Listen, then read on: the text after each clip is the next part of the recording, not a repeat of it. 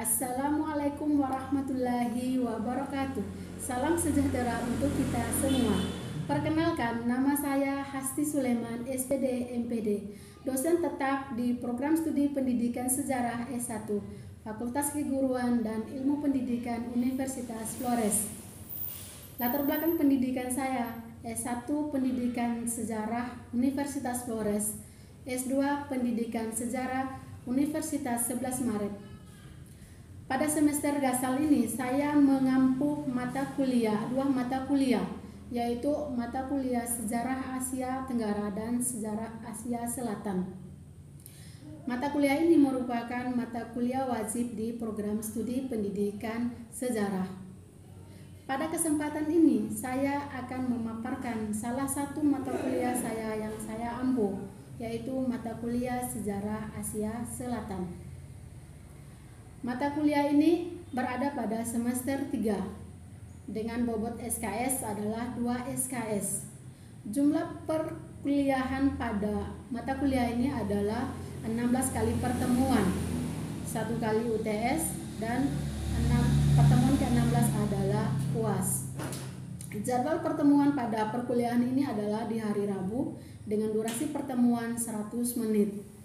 Teknik pengajaran yang saya gunakan adalah metode DIA, yaitu Delivery, Interaction, and Assessment. Capaian pembelajaran pada mata kuliah ini meliputi 3 ranah, yaitu sikap, pengetahuan, dan keterampilan.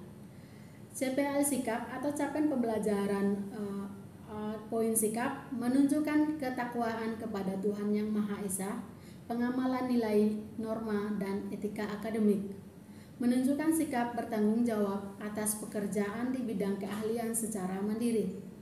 CPL pengetahuan yaitu menguasai materi sejarah Asia Selatan. CPL keterampilan mampu menerapkan pemikiran logis, kritis, sistematis, dan inovatif dalam konteks pengembangan atau implementasi ilmu pengetahuan dan teknologi yang memperhatikan dan menerapkan nilai humaniora yang sesuai dengan bidang keahliannya. Mampu menunjukkan kinerja mandiri, bermutu, dan terukur. Mampu merancang dan menerapkan sejarah Asia Selatan dalam pembelajaran sejarah. Capaian pembelajaran mata kuliah ini adalah mampu menguasai pengantar geografi Asia Selatan, kebudayaan Arya pada masa Weda, dan menjelaskan kerajaan-kerajaan Asia Selatan. Mahasiswa mampu menganalisis masa Islam di Asia Selatan, masa Eropa di Asia Selatan, masa kolonialisme Inggris menuju kemerdekaan India di Asia Selatan. Yang berikutnya adalah mahasiswa mampu merancang dan membuat makalah tentang peran Muhammad Iqbal dalam perjuangan kemerdekaan Pakistan.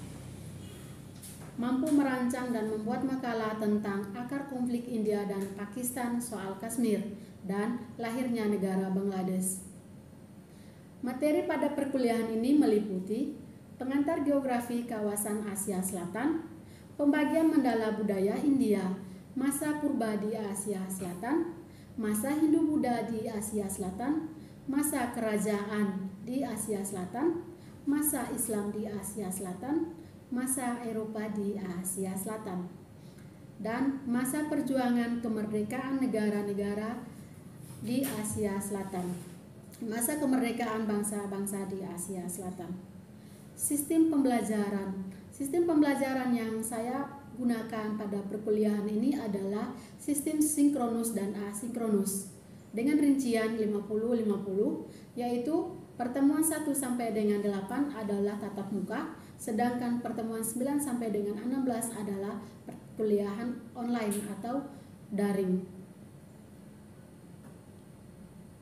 Interaksi antara dosen dan mahasiswa adalah saya menggunakan metode pembelajaran yaitu problem basic learning, small group discussion. Untuk metode daring saya menggunakan beberapa platform yaitu LMS atau e-learning universitas, Google Classroom, Zoom, dan juga grup WA guna meningkatkan interaksi antara dosen dan mahasiswa. Penilaian pada perkuliahan ini adalah berdasarkan pada tugas individu dan tugas kelompok mahasiswa, hasil UTS mahasiswa, dan juga UAS, serta presentasi makalah oleh mahasiswa. Nah, untuk sistem perkuliahan ini sudah dibicarakan bersama atau kesepakatan bersama antara dosen dan mahasiswa pada kontrak perkuliahan. Nah, berikut ini adalah video pengajaran saya. Assalamualaikum warahmatullahi wabarakatuh. Selamat siang untuk kita semuanya. Selamat siang, Bu. Apa kabar hari ini? Baik, Bu. Baik, sebelum kita mulai dengan materi kita, terlebih dahulu kita mulai dengan doa dulu. Ibu minta salah satu mahasiswa untuk membawa kita doa. Hari Cynthia, kalau kita dalam doa. Ibu dosen dan teman-teman, sebelum kita mulai perkuliahan pada siang hari ini, baiknya kita berdoa mulai.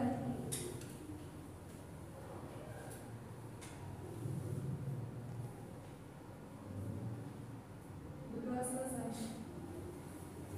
Baik, terima kasih. Kita cek kehadiran dulu atau presensi dulu.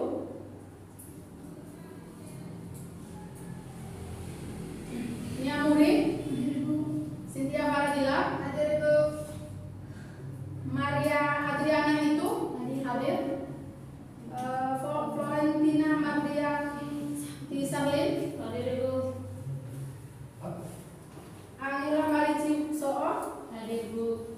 Ambrosius Gai Waikila, hadir Bu. Maria Marlin Selai, hadir Bu. Utari Abubakar, hadir Bu. Francisca Seyati Murni, hadir Ibu. Yosef Desoni Paresa, hadir Bu. Vincentius Nomance, Hadir Bu. Nansiana Barang, hadir Ibu. Maria Angelina Aziz, hadir Ibu. Dominika Destiana Biru, hadir Ibu. Susana Windira Uma, hadir Ibu. Modesta Bukit, hadir Ibu. Maria Goreti Farid Wiki, hadir Ibu. Sudah semua dipanggil namanya? Sudah, Ibu. Ada yang lupa? Tidak. Hari ini kita membahas tentang geografi kawasan Asia Selatan. Sebelum kita masuk materi, apa sih yang kalian pikirkan tentang Asia Selatan? Di benak kalian apa yang kalian pikirkan? Bayangan Anda tentang Asia Selatan itu apa? Negara-negara yang Ya, dapat kronologi dan geografi Asia Selatan. Baik, berarti membahas atau membahas tentang adanya India. Berarti kalau berbicara Islam, sebayangan kita adalah India. Capaian pembelajaran mata kuliahnya hari ini adalah mampu menguasai geografi kawasan Asia Selatan. Indikator atau tujuan yang kita akan capai pada pertemuan kita pada pagi hari ini adalah mahasiswa menunjukkan sikap positif dan antusias mengikuti mata kuliah ini. Lalu yang berikut, mahasiswa dapat menjelaskan letak astronomis dan geografis daripada Asia Selatan. Mahasiswa dapat menyebutkan negara-negara yang berada di kawasan Asia Selatan. Mahasiswa dapat menjelaskan pembagian mendalam budaya India. Lalu yang berikut, yang terakhir, mahasiswa dapat menjelaskan kebudayaan India. Baik, kita lanjut. Nah, metode yang kita gunakan hari ini adalah metode BBL atau Program Basic Learning. Nah, sebelum kita masuk berbicara tentang kawasan Asia Selatan, terlebih dahulu kita lihat peta Asia dulu. Mari kita lihat di situ. Ini peta Asia, bukan peta Asia Selatan khusus, tapi kita menggunakan peta Asia supaya kita semua melihat batasan-batasan wilayah atau negara di Asia Selatan. Nah, kita lihat di bagian utara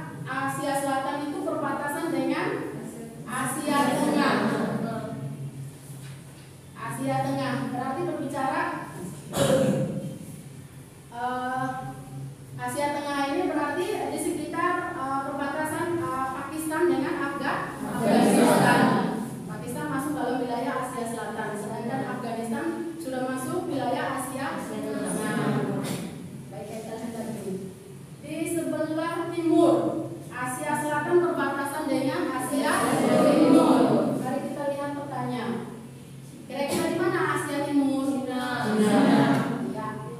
Dia artinya berbatasan dengan Bangladesh dan juga Nepal. Lalu bagian Asia di bagian Tenggara. Di bagian Tenggara berbatasan dengan Asia Tenggara. Berarti termasuk dalam wilayah Indonesia. Kita lihat peta Asia Tenggara berada di bawah pojok dari benua Asia. Lalu sebelah barat kita lihat ini Myanmar ini. Myanmar benar-benar itu wilayah batasan Asia Tenggara dengan juga Asia Selatan. Itu merupakan wilayah batasannya. Kalau kita lihat batas baratnya, batas barat dari wilayah Asia Selatan dengan Asia Barat Daya, Asia Barat. Jadi kita lihat di situ ada Iran, Syria, itu termasuk Asia Barat Daya atau Asia Barat secara umum. Nah, bagian selatannya itu kalau berbicara selatan, bayang kita adalah bagian laut. Bagian selatan berbatasan dengan Samudra Hindia. Ini di daerah kosong itu wilayah laut. Berarti itu di sekitar daerah selatan dari Asia Selatan. Kita masih lihat peta ya. Nah, Asia Selatan disebut dengan anak benua. Kita lihat negara-negara Asia Selatan yang berikutnya. Negara-negara Asia Selatan. Coba sebutkan negara-negara Asia Selatan. India, Pakistan, Bangladesh, Sri Lanka, Bhutan, dan Nepal. Lalu kita lihat sebutan bagi India. Orang India itu kata dasarnya ke Indoi ya. Indoi itu sebutannya bagi mengklaim mereka bahwa mereka adalah orang dari daerah Sindu atau Indus. Jadi orang India itu menyebut mereka bukan hanya satu bahwa kami orang India saja, tapi mereka lebih banyak penyebutan, mengklaim diri mereka ada beberapa istilah. Ada beberapa istilah seperti kita lihat di situ orang India ataupun Asia Selatan secara umum itu mengklaim adanya mereka adalah orang Hindustan atau orang Hindustan karena memang itu maknanya atau artinya bahwa mereka adalah orang daripada kawasan di sekitar aliran sungai Sindu atau negeri Sindu. Sin juga mereka menyebut diri mereka adalah orang Sin. Itu merujuk pada lembah daerah Indus juga. Lalu Baratawarta itu merujuknya bahwa mereka adalah orang keturunan daripada Barata. Rujukan istilahnya. Kita lihat Aryawarta. Ini lebih merujuk mereka adalah orang yang berada di bagian utara daripada Asia Selatan. Aryawarta itu lebih ke bahwa mereka adalah golongan dari orang-orang Arya. Lalu yang berikut kita lihat Jambudwipa. Mereka mengklaim diri mereka adalah atau negara mereka adalah Jambudwipa. Kenapa? Kalau kita lihat lagi peta tadi bahwa mereka negara Asia Selatan itu menyerupai buah jambu, maka disebut dengan Jambudwipa. Subkontinen itu disebut dengan anak benua. Subkontinen itu merujuk bahwa India itu negara yang cukup luas, dibagi dengan beberapa sub-sub seperti India, Pakistan, Bangladesh, dan Sri Lanka dan lain-lain. Sampai di sini sudah paham?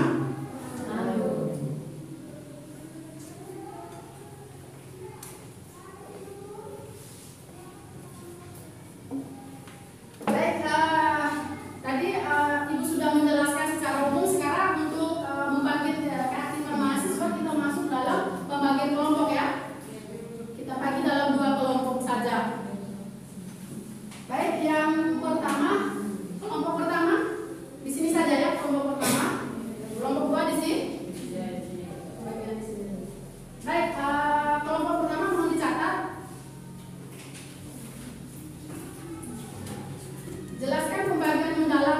India.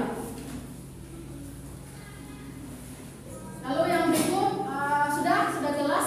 Sudah Ibu. Lalu yang berikut jelaskan atau kelompok 2 ya. Jelaskan kebudayaan India purba. Sudah catat semuanya? Sudah jelas? Ibu beri waktu 20 menit. 20 menit.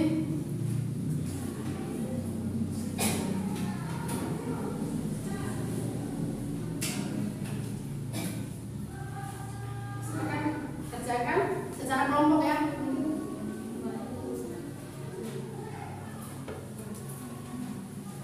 Silakan dalam bentuk kelompok saja dulu.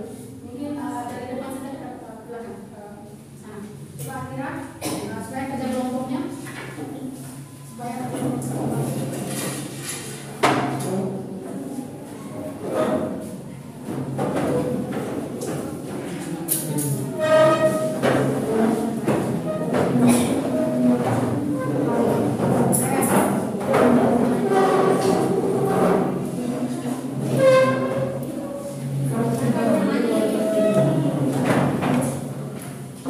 gunakan referensi yang sudah bagi.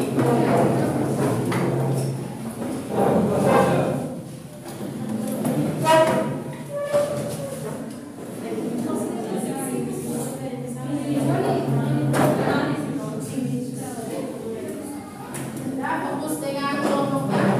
Silakan mencari referensi tambahan.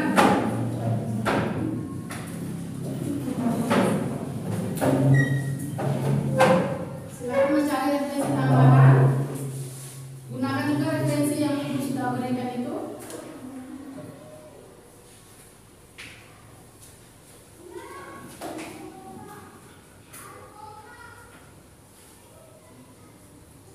Sudah mulai menemukan materinya.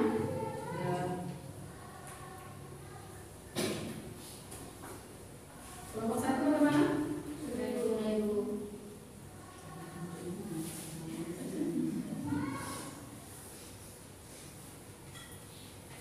Dimon bagaimana? Tidak masalah.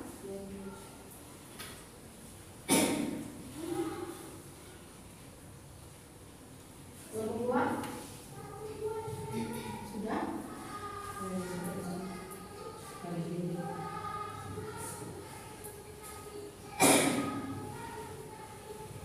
Sudah semuanya?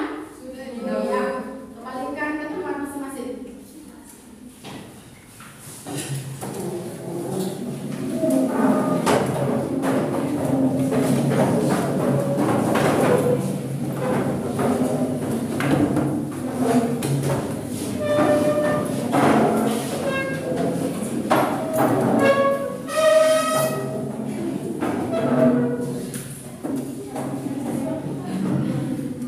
Baik, kalian sudah menemukan persoalannya dan sudah menemukan solusinya. Sekarang kesempatannya Ibu beri pada kelompok 1 untuk menjawab atau untuk memecahkan persoalannya. Silakan.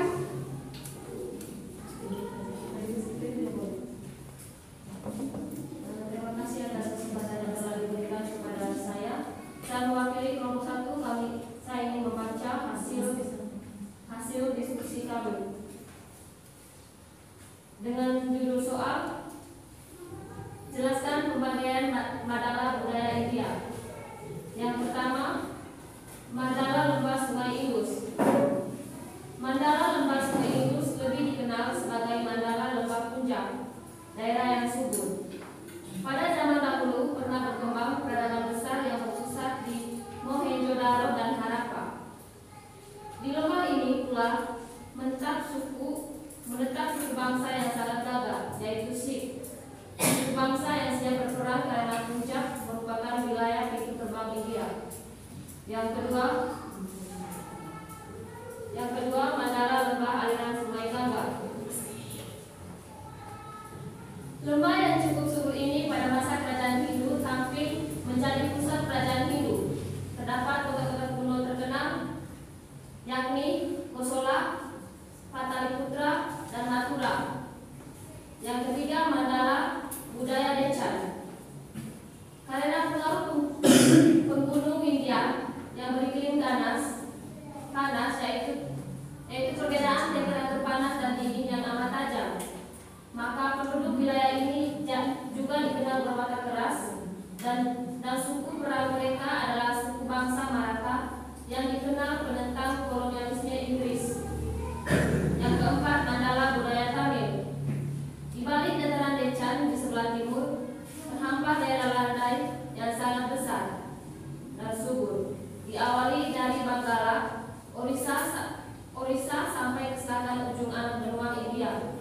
Penghuninya adalah suku bangsa Tamil yang dikenal sebagai cinta damai. Mungkin itu saja hasil diskusi kami. Saya kembalikan kepada dosen pengampu mata kuliah. Mungkin ada tanggapan atau ada yang perlu ditanyakan dari kelompok 2 untuk kelompok 1?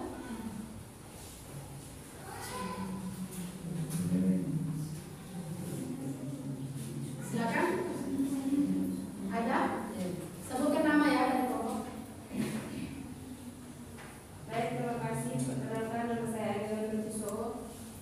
Saya dari kelompok 2 akan bertanya kepada kelompok 1 dengan bunyi pertanyaan, kenapa suku Sikh disebut dengan suku yang gagah dan pemberani? Terima kasih. Baik, terima kasih kepada kelompok 2. Silakan, mungkin ada pertanyaan lagi? Silakan.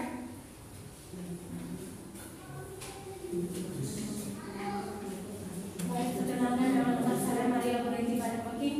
Saya dari kelompok 2 mau bertanya pada kelompok 1 dengan bunyi pertanyaan.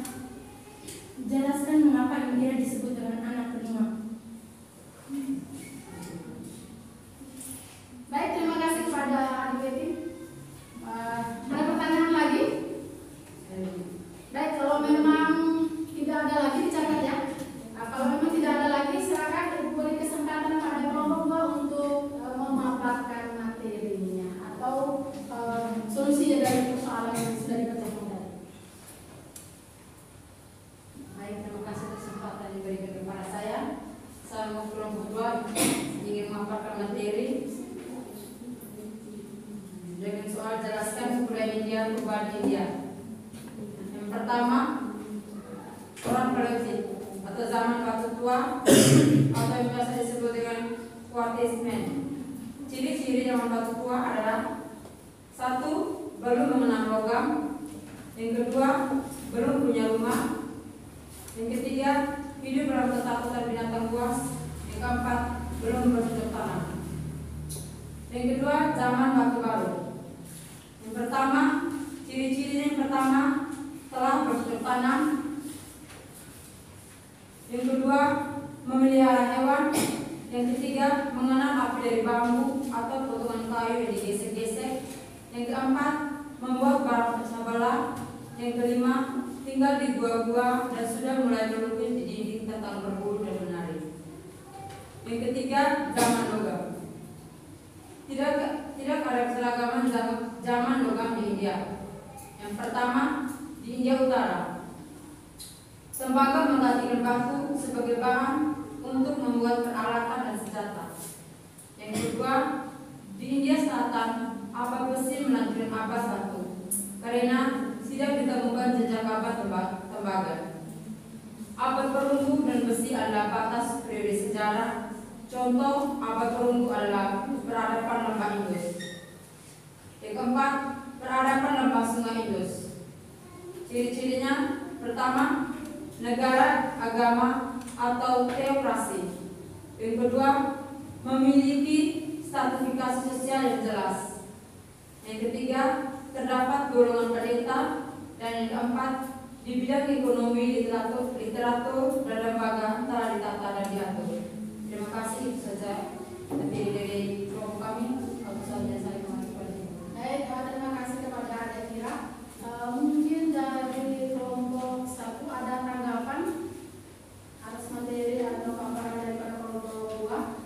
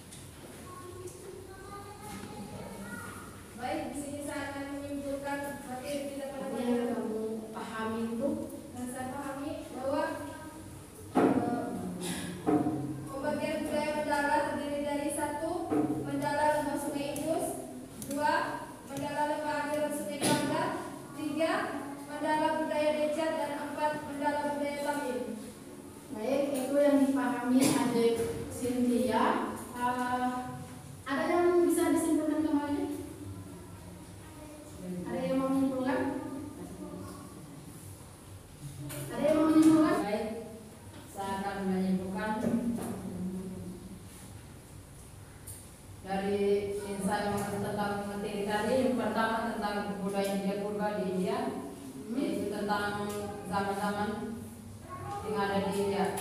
Yaitu yang pertama zaman batu tua atau Quartesman, yang kedua zaman batu baru, yang ketiga zaman logam, dan yang keempat peradaban lembah Sungai Indus. Baik, terima kasih kepada adik-adik semuanya. Kita sudah membahas sampai dengan sudah menyimpulkan materi kita pada siang hari ini. Sedikit ibu tambahkan bahwa pembahasan kita pada siang hari ini kita membahas tentang geografi Asia Selatan ya. Nah, yang kita bahas tadi sudah disampaikan bahwa memang di Asia Selatan itu adanya mandala. Jadi secara harafiahnya mandala itu seperti kawasan. Jadi kawasan di Asia Selatan itu dibagi menjadi 4 kawasan. Yang pertama kawasan budaya lembah Sungai Indus. Nah, lembah Sungai Indus ini dikenal dengan lembah Punjab ya, lembah Punjab. Karena ada 5 aliran sungai yang berada di lembah Punjab Indus ini. Baik, nah kita lihat yang kedua. Ada mandala aliran Sungai Gangga. Nah, lembah ini juga sama demikiannya dengan lembah Indus, yaitu sungai yang subur. Nah, sungai yang subur. Nah, di sini juga munculnya peradaban besar, munculnya agama di sekitar aliran Sungai Gangga. Nah, di sana terdapat kota-kota kuno atau kota-kota kerajaan-kerajaan yang muncul di sekitar Sungai Gangga. Itu ada Kota Kosala atau kerajaan Kosala, ada Pataliputra, ada Mathura. Baik, kita ke mandala ketiga, itu mandala Dekan. Mandala Dekan, kita lihat mandala Dekan ini berada di pegunungan India bagian tengah. Kalau berbicara Dekan atau berbicara pegunungan India, itu berada di tengah Asia Selatan. Nah, ini merupakan wilayah ini wilayah yang kalau datangnya panas sangat panas, kalau memang datangnya musim dingin sangat dingin sekali. Jadi cuaca pada aliran atau budaya Dekan, mandala budaya Dekan ini tidak menentu. Kalau dingin dingin sekali, kalau panas panas sekali. Nah, suku yang berada di sini adalah suku yang berwatak keras. Karena memang situasi topografinya yang mendukung untuk mereka wataknya keras seperti itu. Di sana ada suku yang terkenal dengan suku Maratha atau bangsa Maratha. Bangsa ini merupakan bangsa yang menentang adanya kolonialisme di Inggris di Asia Selatan. Lalu mandala budaya Tamil. Kalau berbicara Dekan, Tamil ini sudah berada di wilayah bagian selatan. Ya, selatan. Tadi ada Sindhu dan Gangga itu berada pada wilayah bagian utara. Nah, mandala budaya Tamil. Nah, budaya Tamil ini ada dataran Dekan di sebelah timur, itu terhampar daerah yang landai. Baik, itu tadi kesimpulan dari itu. Mungkin ada pertanyaan sebelum kita tutup atau sebelum kita berakhir dengan pertemuan kita pada